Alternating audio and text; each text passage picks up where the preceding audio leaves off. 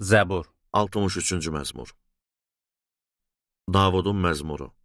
Yahuda çölündə olanda. Ey Allah, mənim Allahım sənsən. Sənin üçün yaman qəribsəmişəm. Quraq, cansıxıcı, susuz bir diyarda sənsiz könlüm susuzdur. Bütün varlığımla həsrətini çəkirəm. Müqəddəs yerdə səni seyr eləyirdim, qüdrətini, əzəmətini görürdüm. Mənim dilim səni tərənnüm eləyir, məhəbbətin bu həyatdan gözəldir. Bütün ömrüm boyu sənə alqış eləyəcəyəm. Əllərimi qaldırıb adınla səni səsləyəcəyəm. Sanki yağlı yeməklə canım tox olacaq. Dilim səni məth eləyəcək, ağzım həmd oxuyacaq. Yatanda belə səni xatırlayıram. Gecə növbələrində səni düşünürəm.